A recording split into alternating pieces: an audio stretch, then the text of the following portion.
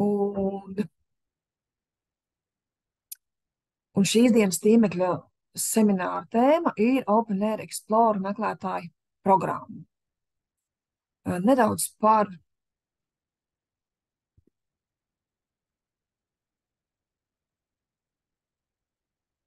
par pasākumu noteikumiem. Tātad, ja vēlaties uzdot kādu jautājumu, tad droši atveriet, ieslēdziet mikrofonu un uzdodiet šo jautājumu. Un pēc tam, protams, lūgums aizvērt ciet. Tāpat tās lūdzu aicinu izmantot arī chatboxu jautājumiem, un arī, kā jau minēju, tīmekļa seminārs tiek ierakstīts šodien.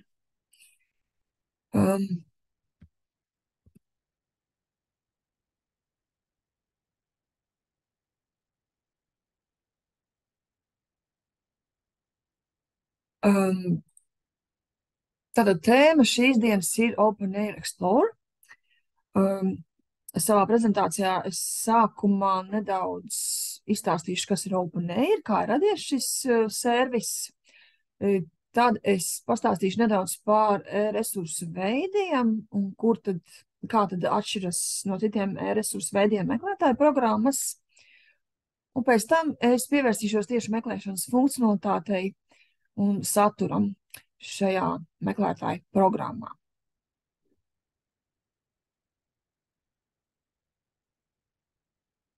Nedaudz par Open Air.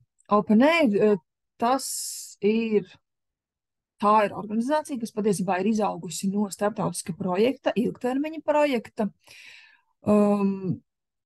Tā veidošanā piedalījās un joprojām organizācijā darbojās ievērojams skaits dažādu valstu pārstāvju no izglītības un pētniecības institūcijām. Tāds sadarba tīkls. Pamatbāzes šai organizācijai, līdzīgi kā projektam, turpinās. Tātad ir cilvēku resursi, tātad šis tīkls, šīs zināšanu kompetences, kas ir uzkrātas, un arī sadarbība. Tāpatās infrastruktūra, tātad ir vienotā tīklā savienoti repozitoriji un citas pētnieciskās infrastruktūras, un uz tā tiek tālāk attīstīti dažādi pakalpojumi, kas ir pieejams ar Open Air platformu caur portālu. Un politikas virziens, ar ko arī paralēli nodarbojās arī Open Air organizācija, un tās pārstāvi mēdz tātad aizstāvēt pētnieku tiesības attiecībā un sabiedrības tiesības attiecībā uz zināšanu un zinātnes straujāku apriti un brīvāku apriti.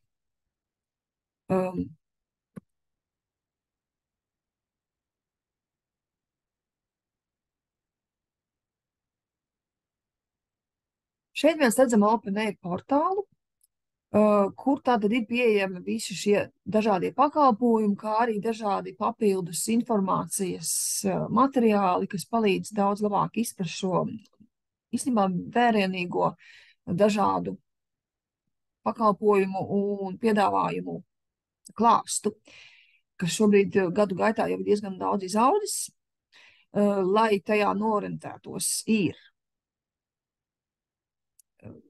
pieejams arī katalogs, kuru pēc tam es parādīšu. Taču vispirms vēlos pastāstīt par resursiem, par datu bāzēm. Kā tās rodas, kā viņas veidotas. Tātad, ja mēs tā paskatāmies tā dziļāk, tad datu bāzes faktiski ir tabulas, kuras ir savā starpā savienotas, un to vienības savā starpā savienotas ar tādām neredzamām saitēm, kuras caur datu bāžu un resursu infrastruktūru tiek padotas tātad caur meklēšanas mehānismiem vai kādiem citiem analīzes rīkiem cilvēki, lai viņi var, teiksim, meklēt un atrast to, kas viņiem ir nepieciešams.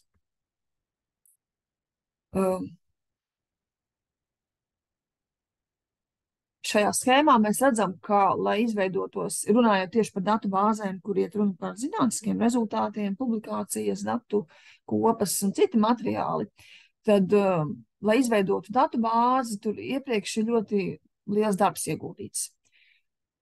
Tas viss sākās, protams, ar autoru, kur autors vai autoru kolektīvs ir radījis savu darbu zinātnisko.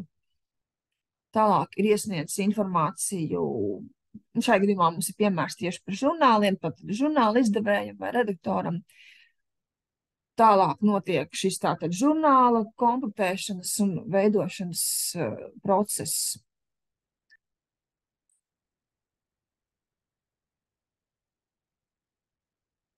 Un tālāk jau tiek teiksim, arī jau izdevējs, piemēram, jau sāk vēl vairāk bagātināt šo informāciju par šīm publikācijām, kuru arvien biežāk mēs saucam par metadatiem. Nu, katalogos un bibliotēku, teiksim, sistēmās mēs lietojam arī vārdu bibliogrāfiskie dati. Un šī informācija tiek tālāk ar speciālistu palīdzību vēl vairāk bagātinātāka. Šie dati tiek padarīti daudz efektīvāk strukturēti, pārbaudīti, bagātināti, lai būtu daudz labākas meklēšanas iespējas un atrašanas iespējas, un lai arī būtu, teiksim, savienojums ar pilntekstiem un iespējas iegūt pilntekstus. Tālāk tas viss tiek padots jau caur datu bāzes funkcionalitāti, kur attiecīgi šie dati sakrīt atkal ar metadatu logiem, kas ir iebūvēti datu bāzēs, un tālāk jau caur to meklēšanas mehānismu vai piedāvājumu jau interesanti var atrast to, kas viņiem ir nepieciešams. Un atrast, tas nozīmē ne tikai pilntekstus vai tikai e-grāmatas pilntekstā vai žurnālus, bet arī tīri šos metadatus, tīri uzzināt, ka vispār tāds pētījums un tāda pētījuma rezultāti eksistē. Jo tā ir arī vērtīga informācija. Savukārt meklētāja programma, tā ir tā, kas savukārt no šīm datu bāzēm savāc šo metadatu informāciju no ļoti daudz avotiem, daudz resursiem un saliek visu vienkopas. Tad tas ir uzbūvēts kaut kas daudz jaudīgāks un lielāks apjoms informācijas, kur var meklēt. Šeit arī neliels slaids, kur es īsi ieskicēšu e-resursu veidus, kā mēs varam paskatīties. Protams, iedalīt mēs varam dažādi. Ir bibliogrāfiskās datu bāzes katalogi, kur pamatā ir šī bibliogrāfiskā informācija, jeb metadati pieejami. Tātad mēs uzzinām par publikācijām, par rakstiem, par žurnāliem, par grāmatām, par konferenču materiāliem. Taču tur pamatā nav uzkrāti paši pilnteksti. Viņi tur iekšā fiziski nav.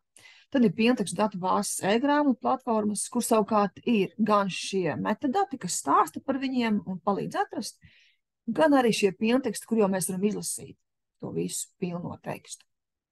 Tad ir vēl tādas citējumības un kvalitātes novērtējuma datu bāzes, kas savukārt ir vēl papildus funkcija.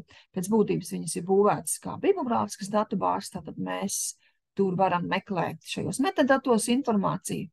Paši pilnteksti tur iekšā netiek uzkrāti. Un šī papildus funkcija ir šī novērtējuma funkcija, kur ir dažādi risinājumi, kas ir iebūvēti tur, un piemēram tātad citējumu saskaitīšana. Cik reizes kāds cits autoru kolektīvs ir atsaucies uz kāda cita pētījumā informācijas avotu vai rezultātu. Un tur tās neredzamās saites savā starpā tiek analizētas un iegūti dažādi rādītāji.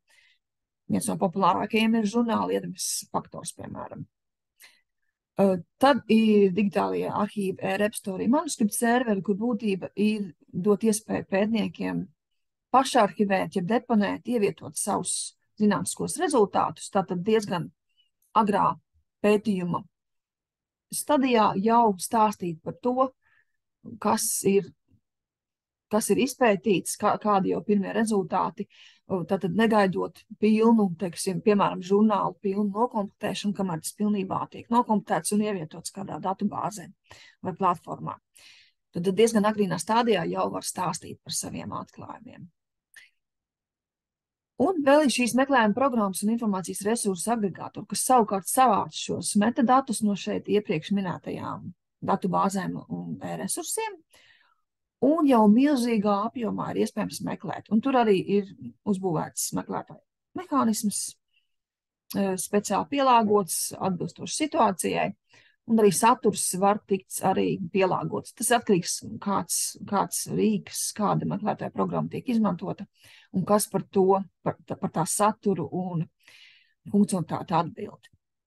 Neliela atkāpe par pilntekstu pieejamību. Šajās bibliogrāfiskajās datu bāzēs, vai tur, kur ir tie metadati, patiesībā arvien biežāk ir iespējams piekļūt arī pilntekstiem, taču tie fiziski tur neatrodas. Mēs tiem varam piekļūt caur saitēm, kas ir pievienotas pie ierakstiem, pie metadatu ierakstiem, un tad caur to saiti notiek savienojums ar pilntekstu datu bāzi. Un tad atkarībā no situācijas, vai tas ir open access resurss, open access pilntekstu datu bāze, vai varbūt abonēta datu bāze, tad atkarībā, ja sistēma ir atpazinusi, tad atvērsies arī pilnteksts. Mēs varēsim piekļūt un izlasīt pilntekstu. Bet fiziski viņš tur nav. Ja? Tad tāda neansīta. Tā, dosimies tālāk. Un tātad mēs šodien runāsim tieši par OpenAir Explorer, kas ir šī meklētāja programma. Šeit ir portāls, redzam servisu, augšā servisu daļā ir iespējams uzspiest, un tur apakšā būs paslēpies katalogs, kas ļauj labāk norientēties šajos daudzajos OpenAir pakalpojumos, un kā arī ir dota tāda koncentrēta informācija par katru no šiem servisiem, kas ļauj labāk saprast un vieglāk norientēties, kurš servis, kurš un ko tas dod mums. Un, protams, arī par OpenAir Explorer šeit ir informācija. OpenAir, tātad šī ir infrastruktūra, kur ir savienota informācija par pētījumu projektiem, publikācijām, datu kopām, autoriem, datu sniedzējiem organizācijām. Tad ļoti liela apjoma informācija, ļoti liela dažādība. Tālāk OpenAir izstrādātāji attīstījuši ir dažādus citus pakalpojumus, un šos katalogā mēs varam iepazīties ar viņiem, kuri ir sasaistīti arī, viņi izmanto šo saturu un tālāk piedāvā pētnieku sabiedrībai dažādas noderīgas lietas. Šis portāls un tieši OpenAir Explorer pakalpojuma daļa piedāvā piekļuvi miljoniem metadatu ierakstu un zinātniskām publikācijām, datiem un citiem rezultātiem. Mēs šeit redzam, ka vairāk kā 179 miljoni publikāciju ierakstu šeit ir pieejami. 59 miljoni pētījumu datu ierakstu, arī programmatūras un cita veida informācija. Šeit mēs redzam schēmā, cik ļoti sarežģīts tas process ir un cik ļoti liela dažādība ir savienota vienotā pakalpojumā. Un šis Explorer tad ir tieši tas pakalpojums, kas mums piedāvā meklēšanu šajā lielajā pakalpojumu klāstā. Tālāk es stāstīšu tieši par meklēšanas funkcionalitāti. Varbūt tik tālāk kāds jautājums. Es apskatīšos, kas ir čatā, tur ir kaut kāds jautājums. Pastīšos.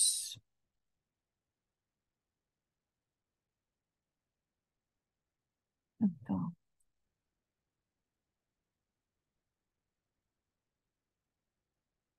Vai nav redzama mana prezentācija?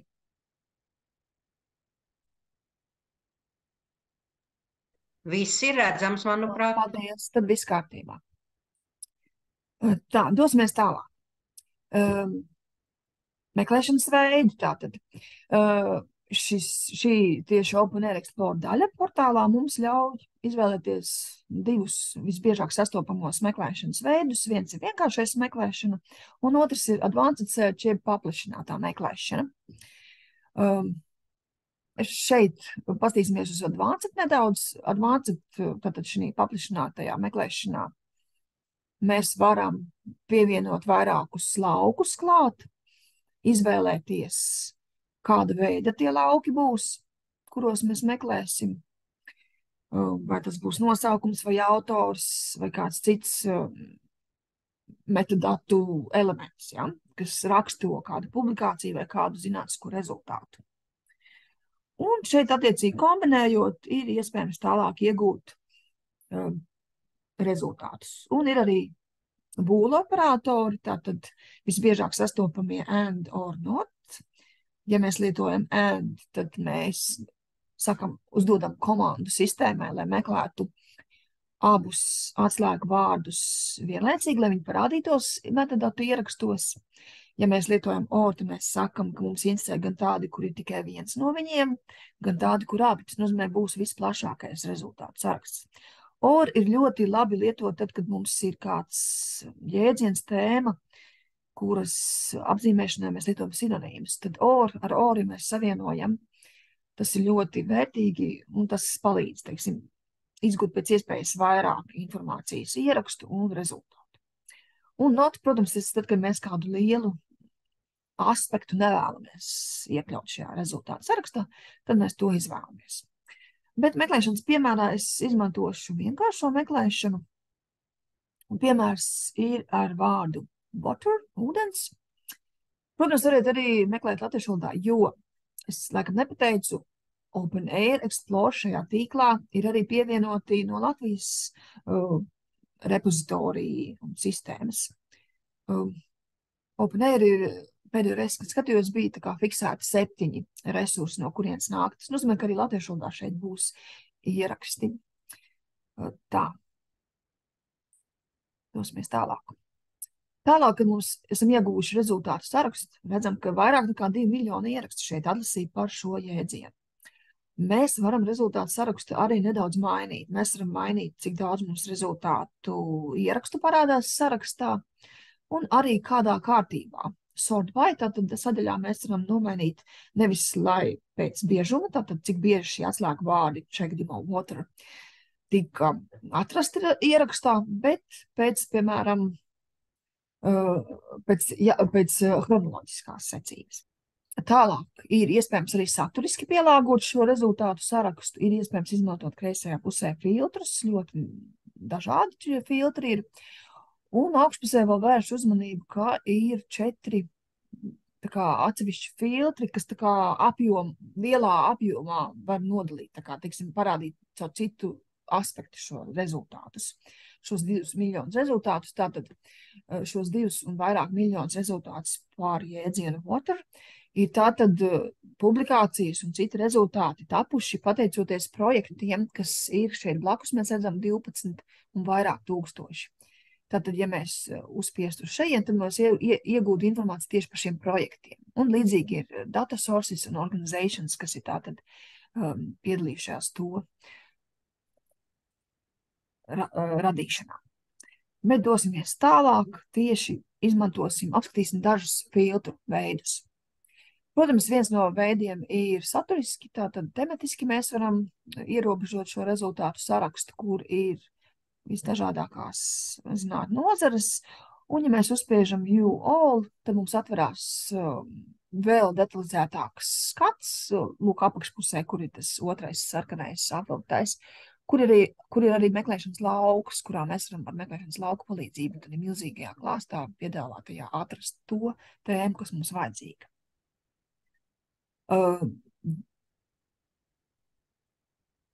Tā.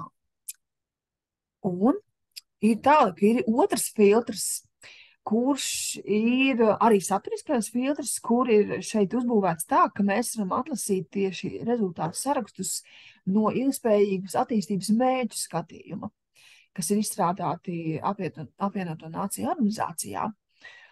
Un, lūk, šeit mēs varam redzēt, tas ir paslēpies zem SDG tematiskā sarakstu, un redzam, ka jau augšpusē ir norādīti tur, kur ir visvairāk no šī saraksta, tātad klimats mēs redzam visvairāk publikācijas un citi rezultāti tapuši.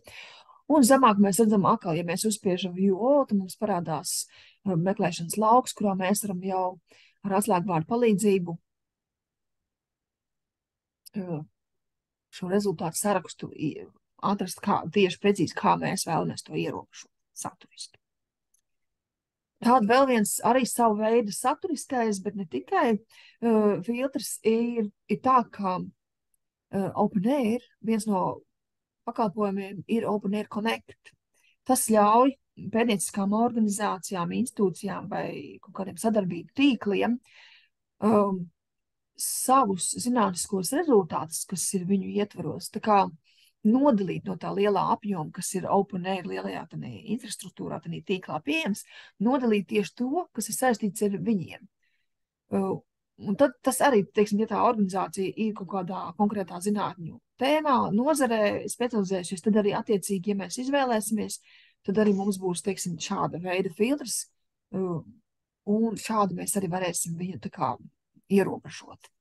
Protams, mums tad jāpārzina tās organizācijas, un visdrīzāk mums jāpārzina tās organizācijas, kuras attiec uz mūsu pētniecisko praksi. Dosimies tālāk. Šajā gadījumā ir piemērs, kur es esmu izmantojusi filtru tieši tips, tātad informācijas resursa veids, publikācija.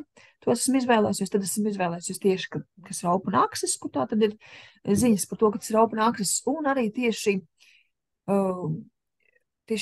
humanities un the arts tēmas griezienā. Joprojām es meklēju vārdu water, ja? Redzam, ka vairāk kā 1500 rezultātu ir atrasti šajā sarakstā. Starp citu sarakstu var arī lejupielādēt līdz 2000 rezultātu saraksti. Vairāk gan nevarēs. Kur mums bija lejupielādēt, tad mēs šos metadatus Excel formātā, CSV formātā lejupielādējam un tālāk varam, teiksim, strādāt ar tabulu, ja mums ir nepieciešams kādas ziņas vai atzīmes pašam veikt. Tad ir iespējama šī saglabāšana. Tālāk skatīsimies jau konkrēts ieraksts šajā pašā sarakstā. Tad šis ir īsais skats metadatu ierakstam. Un, ja mēs aktivizējam tieši nosaukumu, tad mums atvērsies jau pilnais skats, kur būs pilna informācija par šo publikāciju, arī tā skaitā kopsavilkums pieejams, savu veidu citējumības informācija un arī ietekmes mērījumi. Šajā pašā skatā, protams, mēs varam meklēt iespēju pilntekstam piekļūt. Kā jau teicu, meklētāju programmas tās uzņem sevī uzkrāj šos metadatus, ja? Taču pilnteksti ir iespējami tiem piekļūt caur saitēm. Un tad šīs saites savienojās ar tiem oriģinālu, kur tad oriģināls glabājās ar tiem resursiem, vai tie repositoriji, vai datubāzes, vai izdevēja platformas, vai žurnālu platformas, vai kādi citi resursi, un attiecīgi tad mums ir iespējams, ir potenciāli iespēja piekļūt arī pilntekstam. Šajā gadījumā tā jābūt pilnīgi potenciāli, jābūt, tāpēc, ka tas ir open access resurs, tā vajadzētu būt. Un tā arī ir. Lūk, esmu atvērusi pilntekstā šo resursu, un šis ir tiešsaites kāds, tātad online režīms. Un ja mēs zemāk redzam, tur ir PDF lodziņa, un ja mēs uz to aktivizējam, tad mums jau ir redzams PDF skats. Un tas ir ļoti ērti lejupielādējams un saglabājams. Jā, kā jau minēju, arī šajā pašā pilnajā metadatu ierakstā ir iespējams arī atrast informāciju par atpazīstamības datiem un ietekmi. Tad šie mērījumi iespējami, cik reizes, teiksim, citēts un tā, šādā veidā. Vēl viens piemērs ar datu kopām, kur šajā gadījumā esmu izvēlēsies tieši, lai datus man atrod, pētījumu datus, un ir atrasti water tēmā, tātad vairāk nekā 166,000 ieraksti. Un dosimies tālāk. Lūk, šeit jau ir pilnais skats, kur ir arī iespējams caur aktīvām saitēm tālāk meklēt iespējas arī piekļūt un iepazīties ar šiem datiem. Vēl viena lieta, ko mēs varam meklēt arī informāciju par projektiem, ko jau iepriekš pieminēju. Tad mēs varam izvēlēties tātad šo augšpusītē projekts, šo filtru, un attiecīgi šeit gadījumā esmu izvēlējusies tieši, lai man pielieto sistēmā Eiropas komisijas filtru, ka man interesē tieši projekti, kas ir ar Eiropas komisiju saistītie, un tieši 2019. gadā uzsāktie projekti. Un tālāk es varu doties uz konkrētu projektu ierakstu, un tas ir īsais skats, un tālāk jau aktivizējot nosaukumu projektam, nokļūt jau OpenAIR sistēmas ģenerētajā lapā par projektu, kur ir savākta informācija, cik daudz un ko var atrast šī milzīgajā informācijas apjomā, tieši, kas ir saistīta ar šo projektu. Tā skaitā arī dati, informācija par rezultātiem. Šajā gadījumā šeit ir 2 publikācijas, tātad atrastas kādos repozitorijos vai kādās citos resursos, un tālāk jau mēs varam iepazīties ar šiem ierakstiem par šīm konkrēti publikācijām un meklēt iespējas piekļūt pientekstiem un paskatīties kādu citu detalizētāku informāciju. Lūk, šādas iespējas meklēšanai. Vai ir kādi jautājumi? Apskatīšos čatā.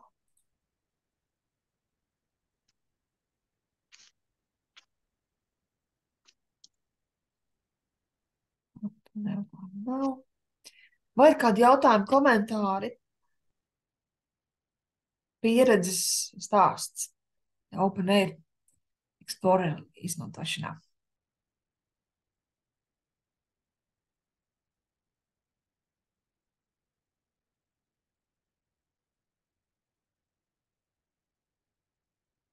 Ja nav, tad paldies par uzmanību. Ja ir kādi jautājumi, droši sazinieties. Ekrānā jūs redzat kontaktinformāciju. Un jā, lai veiksmīga nedēļas nogale. Un es tātad centīšos abus ierakstus, ceru, ka viņi tehniski izdosies lejupielādēt, un tos varēšu attiecīgi tālāk nosūtīt.